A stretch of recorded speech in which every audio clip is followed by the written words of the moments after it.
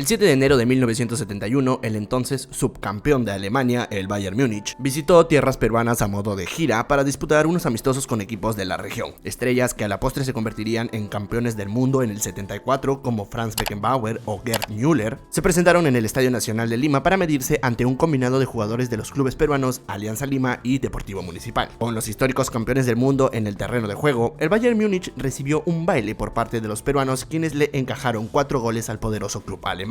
Solo 3 años atrás, Estudiantes de La Plata se había consagrado como el mejor equipo del mundo, nada más y nada menos que en Old Trafford, cuando derrotó al Manchester United con su famosa Trinidad en cancha en la disputa por el título de la Copa Intercontinental. Por esta misma competencia, pero en años más a color, exactamente en el 2000, Boca Juniors vencía al Real Madrid, campeón de Champions, con 2 goles de Martín Palermo, en una victoria que cerraba con broche de oro lo que fue el siglo XX para el fútbol de Sudamérica. Lamentablemente para los intereses del deporte en América del Sur, el siglo XXI llegó.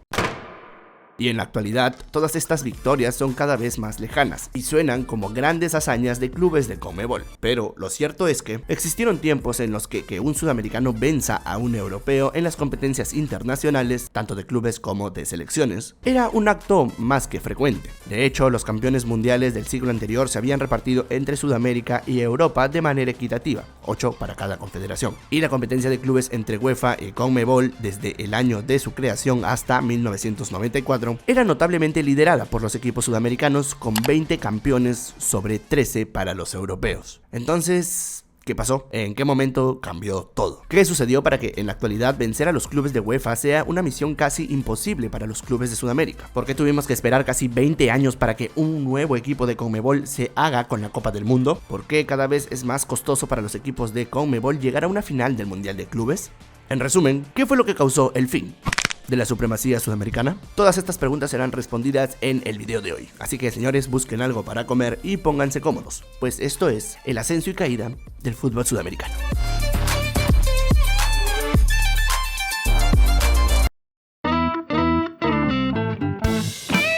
Desde la llegada del fútbol a Sudamérica, el deporte generó en la región un interés bastante particular en su población, a diferencia de otros lugares en el mundo. Cuando la UEFA no existía y la Copa del Mundo no era más que una vaga idea de la FIFA, en América del Sur se originó la primera confederación de fútbol en la historia, conocida como la Conmebol. Cuando en 1916, para conmemorar los 100 años de independencia de Argentina, este país invitó a Brasil, Chile y Uruguay a participar de un torneo de fútbol al que llamaron Campeonato Sudamericano de Selecciones, que si te suena conocido es porque fue la primera denominación para la competencia que hoy conocemos como la Copa América, el torneo de selecciones más antiguo en vigencia. Durante los primeros años del siglo XX, el fútbol de Sudamérica construyó su propio camino a miles de kilómetros de la supuesta élite europea. La FIFA, consciente de lo que sucedía en tierras sudamericanas, le concedió un cupo al campeón de la Copa América de 1923 para el campeonato de fútbol que organizaba dentro de los Juegos Olímpicos de París 1924. Esto, entre otras motivaciones, para confirmar el nivel de aquel campeonato de fútbol realizado en América del Sur que se comentaba en los pasillos de sus oficinas en Suiza. Uruguay fue la selección clasificada, y la primera participación de un equipo sudamericano en las competencias de fútbol de los Juegos Olímpicos significó también el primer campeonato oficial que Sudamérica triunfó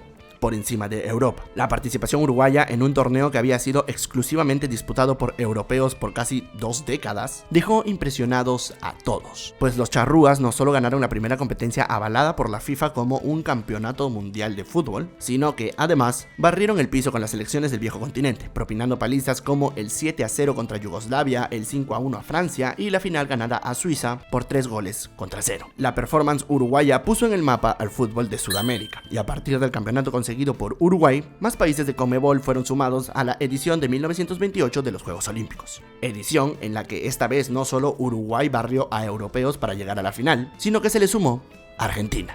La final entre sudamericanos fue la última gota que derramó el vaso en las federaciones europeas, pues países en vía de desarrollo que eran invitados para animar el evento sin más, estaban abarcándolo todo.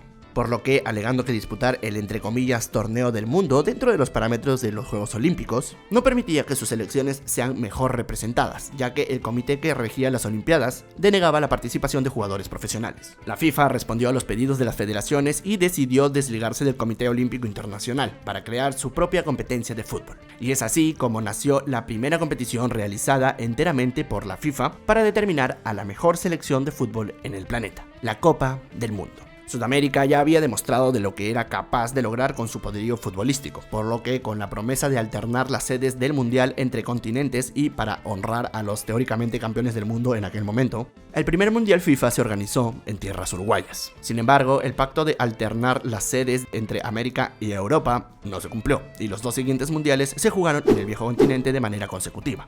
Esto disminuyó la participación de los países de América del Sur en los mundiales del 34 y el 38, pues tras un primer mundial donde Uruguay volvió a golear a europeos y se disputó una nueva final entre sudamericanos, el equipo charrúa se negó a participar de las competencias FIFA futuras, ya que muchos países de Europa rechazaron ser parte del primer mundial, incluso cuando Uruguay ofreció cubrir a todos los gastos del transporte. Por su parte, Argentina en un primer momento declaró que en solidaridad con Uruguay tampoco asistiría a Italia 34. Sin embargo, la desorganización vivida en aquellos años en el país de Conmebol por atravesar un proceso de profesionalización de su fútbol hizo que se termine mandando una selección amateur que finalmente fue eliminada en el primer partido. Y para Francia 38, Argentina directamente no se presentó en protesta del no cumplimiento al acuerdo de alternar los mundiales en ambos continentes. Brasil fue el único país de Conmebol que disputó los 3 primeros mundiales, aunque solo logró destacar en Francia 38, cuando en un mundial plagado de europeos, Brasil se ubicó en el puesto número 3. Los años finales de la década del 30 significaron la consolidación del fútbol profesional en los países australes de la región sudamericana, mientras que en Europa estos años estuvieron marcados por el inicio de la Segunda Guerra Mundial y en consecuencia la paralización de su fútbol profesional. El incremento en la demanda de materias primas por parte de los países involucrados en el conflicto trajo beneficios económicos para América Latina, lo que propició el desarrollo de la región y la modernización de las infraestructuras. En este contexto, marcado por los paralelismos entre confederaciones, inició lo que yo, por fines narrativos, he decidido llamar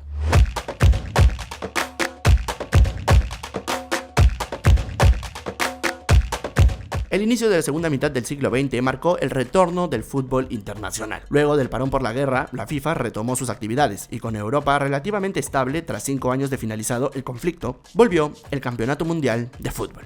Brasil recibió la sede del evento en un nuevo intento por intercalar mundiales entre países de Conmebol y Europa. Con 6 países del viejo continente en competencia y 5 de América del Sur, el torneo de selecciones más importante del fútbol vio nuevamente a 2 sudamericanos disputar la final. Luego de que Brasil se paseara con países europeos y Uruguay saque buenos resultados ante los mismos, el país hispanohablante se quedó con el trofeo. Los siguientes años a la Segunda Gran Guerra, el fútbol de selecciones fue escandalosamente dominado por Sudamérica, pues salvo el Mundial de Suiza 54, 3 de los 4 mundiales realizados en un periodo de 15 años desde que se retomó la competencia en el 50, fueron ganados por países de Conmebol. Bueno, Brasil básicamente, 1 por Uruguay y mención honrosa para Chile que logró el tercer puesto en el 62. Luego de la Segunda Guerra Mundial, la producción de aviones comerciales se distanció de la militar y para la década de los 60 los vuelos comerciales se masificaron, lo que significó el inicio, muy inicio, de la hiperconectividad que conocemos hoy en día. Esto no solo facilitó los viajes intercontinentales, sino que los normalizó, por lo que las copas del mundo empezaron a albergar cada vez más equipos, y luego de los primeros 3 mundiales marcados por las ausencias y los boicots, ahora difícilmente un país se perdía la competencia más importante de naciones. Pero claro, las llegadas de las nuevas tecnologías no solo revolucionaron los encuentros entre selecciones, sino que provocó que los partidos internacionales entre clubes sean cada vez más frecuentes. Los europeos recientemente habían creado la Copa de Europa, un torneo en el que clasificaban los campeones de cada país del viejo continente para determinar quién era el mejor. Pero esto, obvio, solo les permitía otorgarse el título de campeones de Europa. Los del continente del norte, obsesionados con obtener la denominación campeones del mundo, obsesión que repasaremos más a profundidad en el video de la historia entera de la Champions League. Así que suscríbete al canal para que YouTube te avise cuando suba ese video. Retomo. Impulsaron una iniciativa: competir con aquella confederación que, al igual que ellos, había demostrado tener un nivel futbolístico alto, pues solo venciéndolos podrían denominarse como los mejores del planeta. En 1960 se creó la Copa Intercontinental, un torneo de clubes que enfrentaría al campeón de la Copa de Europa, hoy conocida como la Champions League, contra el campeón de la Copa Libertadores de América, hoy conocida como la Copa Libertadores de América. La primera edición de la Intercontinental enfrentó al Real Madrid de Puskás y Di Stéfano contra el Peñarol del ecuatoriano Alberto Spencer, el máximo goleador en la historia de la Copa Libertadores. La modalidad escogida para definir al campeón de este torneo fue en un inicio partidos de ida y vuelta, aunque sin tener en cuenta los goles. Es decir, una victoria por 7-0 sumaba lo mismo que una por 1-0. Además de empatar, se jugaba un partido extra en una cancha neutral. El primer partido de ida de la competencia intercontinental se jugó en Uruguay y finalizó 0-0, mientras que la vuelta en Madrid fue positiva para los locales, quienes superaron a los uruguayos por 5-1.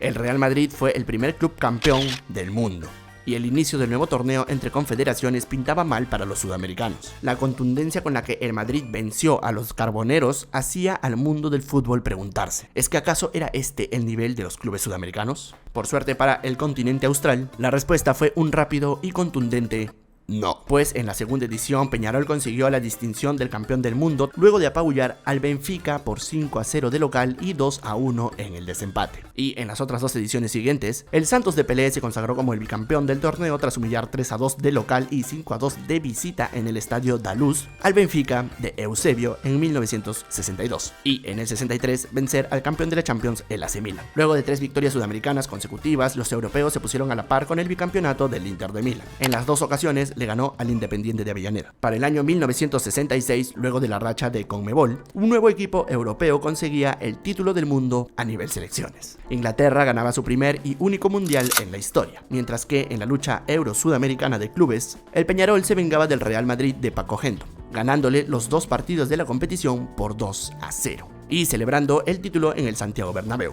Con Peñarol considerado como el mejor equipo del mundo, llegamos a la Intercontinental de 1967, la cual marcó un antes y un después para la competencia, y no precisamente porque el Racing Club se convirtió en el primer equipo argentino en ganar la competición, sino por la violencia que dejó vivir el Celtic en el partido de desempate. Los 2 primeros encuentros fueron juegos bastante violentos, pero la situación se volvió insostenible en el tercer partido disputado en Montevideo, cuando el partido de fútbol directamente se convirtió en una pelea de artes marciales mixtas. 5 expulsados, disturbios en las tribunas por haber hinchas de Nacional apoyando al Celtic, ya que el equipo uruguayo había perdido la final de la Libertadores ante el Racing, y una pedrada que dejó al arquero del Celtic lesionado para los partidos de vuelta y desempate, pintaron a Sudamérica como un lugar peligroso para jugar al fútbol. Y la Copa del 69 entre el Milan y Estudiantes de La Plata terminó por confirmarlo. El torneo, que ahora contaba la cantidad de goles anotados para evitar los logísticamente incómodos partidos de desempate, fue uno de los capítulos más oscuros en la historia del fútbol debido a su grado de violencia. En el partido de vuelta, disputado en la Bombonera, Estudiantes salió al campo a repartir patadas y codazos, cada golpe más escandaloso que el anterior. El encuentro terminó con 3 jugadores en la cárcel, una nariz rota y sanciones de por vida que luego no se cumplieron. Las mañas y violencia que caracterizaban a aquel Estudiantes, que llevaba jugando la competencia por 3 años consecutivos, no solo provocó que el árbitro les revise los chimpunes antes de iniciar el partido y los volvió protagonistas de campañas publicitarias ironizando con su juego sucio. El test de la diabetes, y cuando uno se distraía, ¡pimba! Lo pinchaba, ¡pimba! Ahí está, mirá, ¿ves? Él lo pinchó. Y después le decía el resultado. Sino que también contribuyó a la estigmatización del fútbol sudamericano como un fútbol de violentos e hizo que distintos clubes europeos empiecen a rechazar participar de la Copa Intercontinental. Desde entonces la competencia se desvirtuó y la década de los 70s estuvo marcada por la renuncia de varios equipos de la UEFA a participar de la competición. Por ejemplo, el Ajax de Cruyff decidió no acudir para evitar jugar en Sudamérica hasta en 2 ocasiones, siendo reemplazados por los subcampeones de la Champions del 71 y 73 Panathinaikos y la Juventus de Italia. Ah, sí, y ambos perdieron ante Nacional e Independiente. Por su parte, el Bayern Múnich, el Liverpool y el Nottingham Forest también cedieron su cupo a los subcampeones, el Atlético de Madrid, el Mönchengladbach y el Malmö de Suecia en los años 74, 77 y 79 respectivamente. Y finalmente, en los años 75 y 78, las copas que enfrentarían al Bayern Múnich e Independiente y Boca Juniors versus Liverpool directamente no se disputaron. En 1980, para salvar la competencia, la cual tenía un potencial comercial enorme, la marca de autos japonesa Toyota se hizo con el evento y solucionó los miedos de los europeos trasladando la competencia a suelo japonés. Ah, sí, y se empezó a entregar una segunda copa que, por obvias razones, se llamaba Copa Toyota. La modernidad cesó la violencia dentro del campo y la final única, lejos de hacer sentir cómodos a los del viejo continente, terminó dando inicio a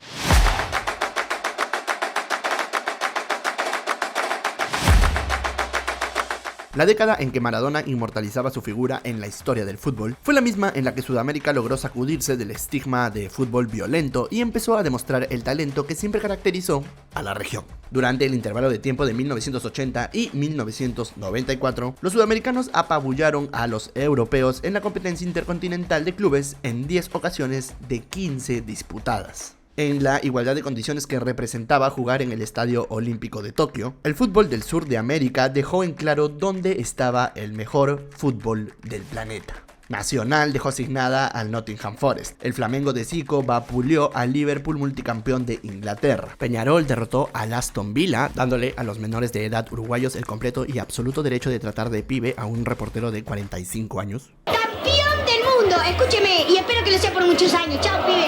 Gremio se impuso al Hamburgo. El Rey de Copas, Independiente de Avellaneda, dejó al Liverpool con un total de 0 copas intercontinentales. La Juventus, luego de 5 años de dominio sudamericano, logró ganarle a Argentinos Juniors, pero fue solo posible por la vía de los penales. River se coronó campeón de campeones tras vencer al Steaua de Bucarest, que le ganó la final de Champions al Barcelona. Y si bien el Milan y el Estrella Roja no permitieron que exista un campeón colombiano y chileno, Sao Paulo le devolvió la supremacía a Sudamérica cuando, en uno de los partidos más bonitos del siglo pasado, derrotó al Dream Team de Johan Cruyff, el Barcelona de Stoichkov y Guardiola. Los 15 años dorados del fútbol de Sudamérica fueron cerrados con broche de oro en 1994 por el club argentino Vélez Sarsfield, cuando venció 2-0 al Milan, campeón de Champions, y por Brasil cuando alcanzó el tetracampeonato del mundo en Estados Unidos 94 ante Italia. El fútbol sudamericano de clubes discutía de tú a tú con el europeo por ver quién era el más competitivo, mientras que la competencia de selecciones entre ambas confederaciones desde el 70 venía siendo súper pareja, intercalando por evento campeón de UEFA y campeón de CONMEBOL. Sin embargo, como si de un efecto mariposa se tratase,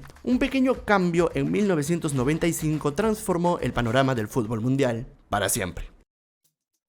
A la mitad de la década de los 90, en la primera división del fútbol belga, un futbolista del RFC Lieja denunció a su entonces club, a la Federación de Fútbol de Bélgica y a la mismísima UEFA. La razón: el club para el que jugaba, basándose en el reglamento del ente europeo, había frustrado su fichaje por el USL Dunkerque de Francia, perjudicando así sus derechos como trabajador.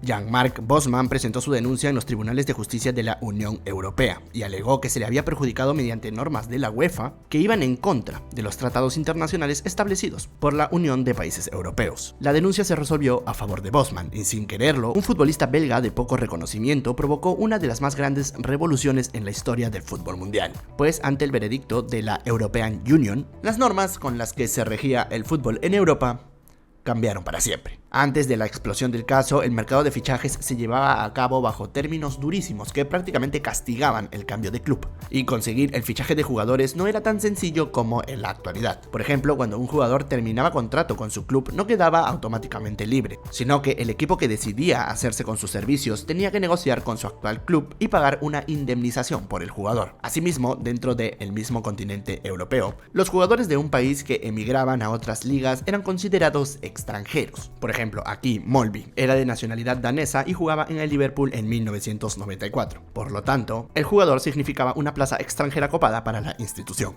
Con el afán de respetar las libertades del trabajador, el Tribunal de la Unión Europea declaró ilegal las indemnizaciones por traspasos, o sea, prohibido pagar por un jugador sin contrato, es decir, un jugador libre, y que los cupos de extranjeros no sean válidos para jugadores con ciudadanía europea. Los organismos internacionales que regían y aún rigen el fútbol no tuvieron mayor opción que ceñirse bajo las leyes de un poder superior como el de la Unión de Países Europeos, e implementaron las nuevas medidas. Esta modificación afectó de manera directa al fútbol en el continente del hemisferio norte. Las canteras de los equipos del viejo continente perdieron relevancia y se acrecentó la brecha entre los clubes más ricos y los clubes más pobres de la UEFA, solo por mencionar algunos cambios. Pero aquella transformación que nos compete en este video fue la que afectó directamente a aquel más que incómodo competidor de Europa: Sudamérica, pues el caso Bosman y sus repercusiones dieron inicio al desfalcamiento de talento en el sur del continente americano. Y es así como comenzó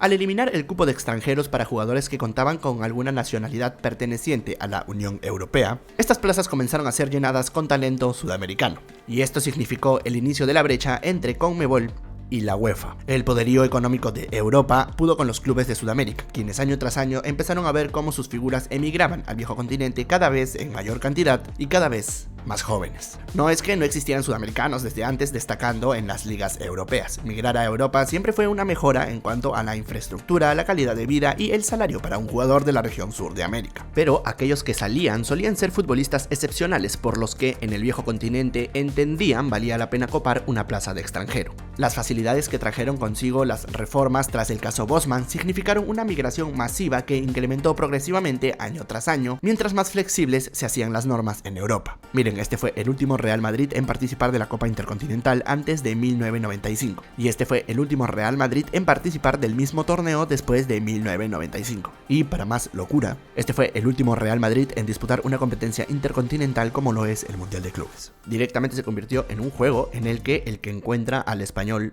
gana. El enfrentamiento entre equipos, como era de esperarse, se decantó por los clubes de UEFA. Antes de 1995 se habían disputado 33 ediciones de la Copa Intercontinental, de las cuales Conmebol se había hecho con 20 de ellas. A partir del caso Bosman hasta la extinción de la Copa en el 2004, solo 2 veces lograron los sudamericanos alzar esta copa, el mismo equipo de hecho, Boca Juniors, mientras que en 8 ocasiones vencieron los clubes de la UEFA. En la nueva Copa Intercontinental, que esta vez incluía equipos de diversas partes del planeta, el Mundial de Clubes, el historial desde el 2005, año de su creación, hasta el 2022 es negativo para los de Sudamérica, dejando un saldo de 3 conquistas para Conmebol contra 15 de Europa. Los años más actuales arrojan una inevitable verdad, y es que cada vez es más costoso para los equipos del continente del sur ya no solo campeonar la nueva Copa entre continentes, sino el mero hecho de alcanzar la final de esta competencia. El masivo desfalco de talento ha empeorado la calidad del fútbol en la región, pues se ha creado una tendencia en la que los mejores jugadores emigran cada vez más pronto a las ligas más importantes de Europa, mientras que los de una calidad media, digámosle, hacen lo propio hacia ligas de segundo orden, dejando así al continente suramericano con una mixtura de las migajas que no reciben en Europa y jugadores entregando sus últimos años de carrera. Algo, por supuesto, impensado en el siglo pasado, cuando jugadores de la talla de Pelé, Garrincha, Moreno, Tostao, Cicinho o Elías Figueroa jugaban toda su carrera en este continente. Y sin contar otros cracks que solo emigraron en el ocaso de su carrera o jugaron más tiempo en América que en Europa. De hecho, ya que estamos en el pasado, esta es probablemente la razón por la que nadie supera el récord de 54 goles de Alberto Spencer, pues ya nadie con la categoría del ecuatoriano disputa tanto tiempo la competencia como para batir la cifra. Ah, sí, y metí a toda la región en un mismo saco porque, a pesar de que existan diferencias de nivel entre tal o cual país, al final ni la liga más fuerte, tanto económica como deportivamente, logra hacerle frente a los campeones de UEFA. Por su parte, el fútbol de selecciones también evolucionó desde el caso Bosman. El intercalar campeones mundiales entre confederaciones se acabó y Europa empezó a reinar en las copas del mundo también. Desde 1995 en adelante, las selecciones de Conmebol solo han logrado coronarse en 2 oportunidades, mientras que las de UEFA en 5. Por muchos años, los campeones mundiales jugaron en el país que representaban, pero esto se acabó con la migración progresiva del talento sudamericano a Europa. Esta movilización permitió a las selecciones de UEFA sacar ventaja en el conteo de los mundiales, pues existió un lapso de tiempo en el que el decaimiento en el nivel de las ligas de Sudamérica y el fortalecimiento de las europeas marcaron la tendencia en el fútbol de naciones. Por ejemplo, mientras en el 2006 Italia era un combinado de futbolistas netamente del fútbol italiano, la España del 2010 era la columna vertebral del Barcelona y la Alemania campeona del 2014 la del Bayern Múnich, los sudamericanos se convirtieron en una combinación de estrellas dispersas por Europa jugando al máximo nivel y América del Sur jugando en ligas cada vez menos competitivas. Estas diferencias crearon una ventaja para los europeos, pues mientras los sudamericanos se juntaban una vez cada 3 meses en alguna fecha FIFA, los países de Europa contaban con futbolistas que entrenaban juntos todas las semanas, lo que les permitía conocerse futbolísticamente y trasladar automatismos de sus equipos a su selección.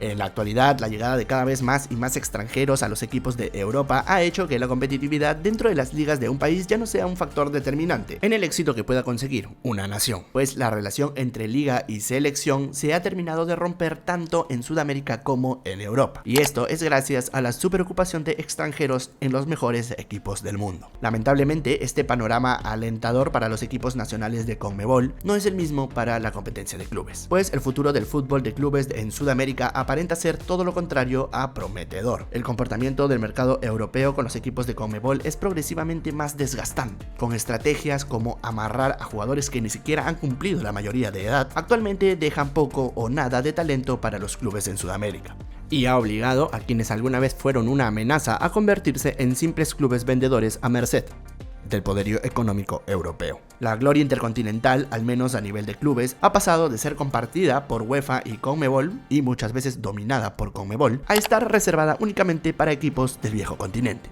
y de aquellos gigantes sudamericanos que alguna vez se consagraron como campeones del mundo en la cara de los europeos, hoy solo queda su recuerdo. Señores, es así como la evolución en el mercado del fútbol propició la caída de Sudamérica. Espero que el video les haya entretenido. Si es así, no olvides dejar tu like y suscribirte al canal. Mis redes están en la descripción por si deseas seguirme. Y cierto, este video no habría sido posible sin los miembros del canal. Así que únanse para apoyar monetariamente al proyecto. Sin más que decir, yo me despido y como siempre les deseo una agradable buena noche.